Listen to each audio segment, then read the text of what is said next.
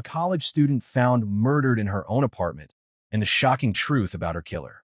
September 13th, 2006. Valley City, North Dakota. 22-year-old Mindy Morgenstern, a senior at Valley City State University, was living what seemed like a typical college life. That morning, she attended classes, spoke with friends, and returned to her off-campus apartment.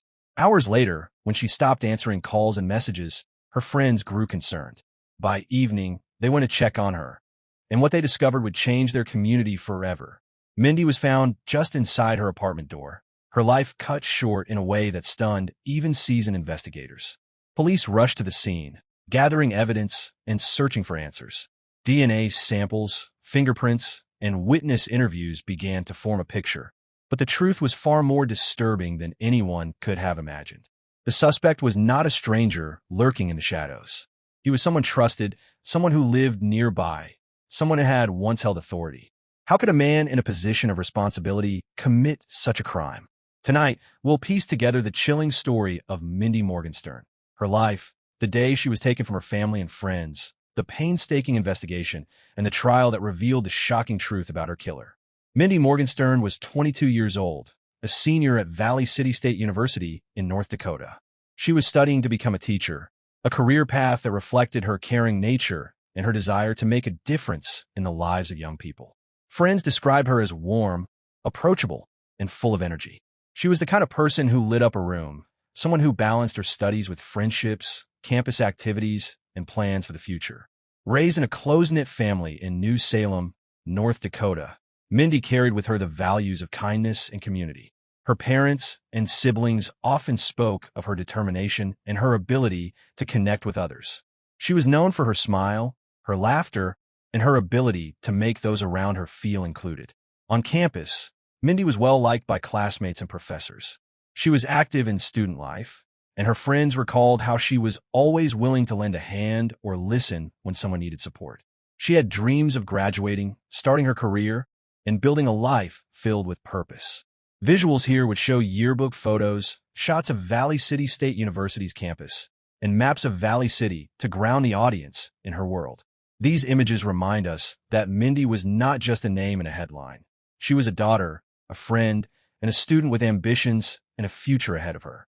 Her story begins like that of so many young adults, a college student navigating classes, friendships, and independence. But what happened next would shatter that normalcy, leaving her family, her community, and investigators searching for answers. September 13th, 2006 began like any other day for Mindy Morgenstern. She attended her classes at Valley City State University, spoke with friends, and returned to her off-campus apartment. By late afternoon, however, her friends noticed something unusual. Mindy wasn't answering her phone, and she hadn't shown up for plans she had made. Concern grew quickly. Two of her close friends decided to check on her. When they arrived at her apartment, the door was unlocked. Inside, they made a devastating discovery. Mindy was lying just inside the doorway. It was immediately clear that something terrible had happened. Police were called to the scene.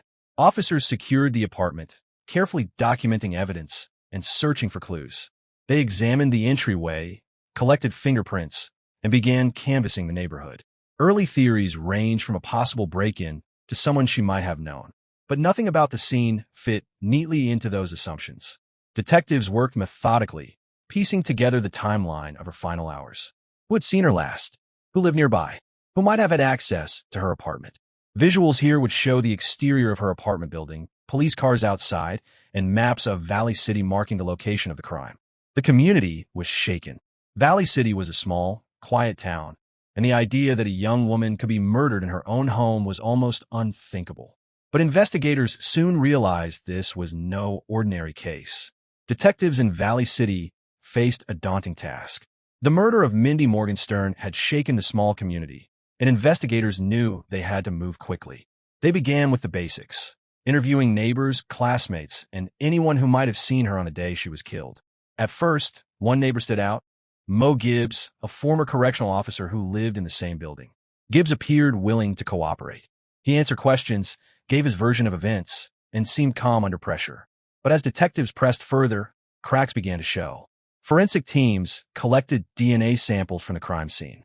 They compared fingerprints, fibers, and biological evidence against those of potential suspects. The results pointed in one direction. Gibbs' DNA matched evidence found in Mindy's apartment. Investigators also uncovered troubling details about Gibbs' past. He had previously worked as a correctional officer, a position of authority and trust. Yet his record revealed a history of misconduct and allegations of violence. This background raised serious concerns about his credibility and character. As detectives pieced together the timeline, inconsistencies in Gibbs' story became impossible to ignore. He claimed he had no involvement, but the evidence told another story. Witnesses recalled seeing him near the apartment, and forensic testing confirmed his presence. Visual cues here would include courtroom sketches, police files spread across a desk, and DNA graphics illustrating the match that tied Gibbs to the crime. The investigation had reached a turning point. What began as a search for answers was now closing in on a suspect who had once been trusted in a position of responsibility. Then came the evidence that would change everything. With DNA evidence pointing directly to Mo Gibbs, investigators moved swiftly. Gibbs, the neighbor who had once appeared cooperative, was confronted by police. What began as routine questioning escalated into a full arrest. The man who had lived just steps away from Mindy's apartment was now accused of a murder.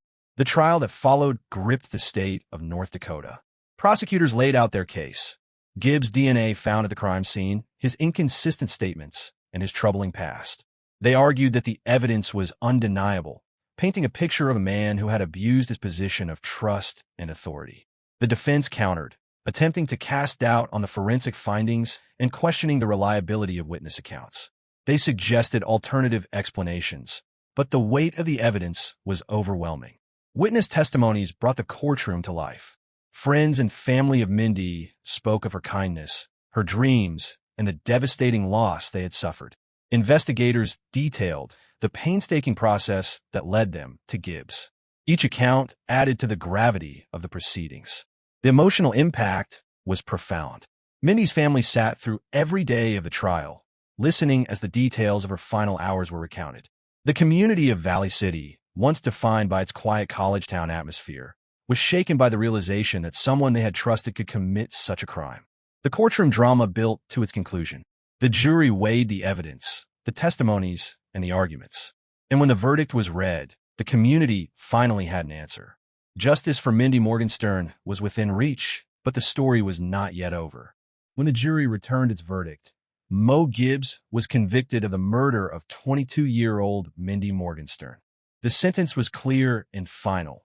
Life in prison without the possibility of parole, served at the North Dakota State Penitentiary in Bismarck.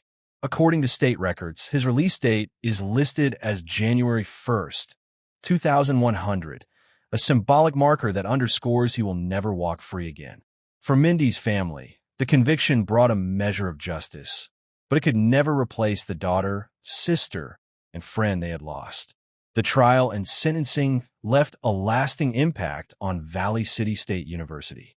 Students and faculty were forced to confront the reality that violence could strike even in a small, close-knit college town. Safety protocols were revisited, and the community rallied to support one another in the wake of tragedy. The case drew national attention. NBC's Dateline aired an episode titled "Who Killed Mindy Morgenstern?", featuring interviews with her loved ones and investigators who worked the case. Other true crime programs revisited the story, ensuring that Mindy's name and memory would not fade. Her legacy endures not through the crime, but through the way she lived. Friends and family remember her kindness, her laughter, and her dreams of becoming a teacher. She is remembered as a young woman full of promise, whose life was cut short, but whose spirit continues to inspire those who knew her. Mindy Morgenstern's story is one that continues to resonate nearly 2 decades later. It reminds us of the fragility of trust, the importance of vigilance, and the resilience of a community determined to honor her memory. Valley City State University, her hometown of New Salem, and countless viewers who have learned about her case through documentaries and news coverage have carried forward her legacy of kindness and hope. Justice was served in the courtroom, but the emotional scars remain. For her family and friends, the conviction of Mo Gibbs could never replace the life that was lost. Yet her name endures, not defined by the crime, but by the person she was and the dreams she carried. And now, I turn to you. Do you think justice was truly served in this case? Was the sentence enough to reflect the gravity of what was taken from Mindy and her loved ones? Share your thoughts in the comments below. If you found this story compelling, please consider liking this video, subscribing to the channel, and sharing it with others who follow true crime stories. Your engagement helps keep these stories alive and ensures that victims like Mindy are never forgotten.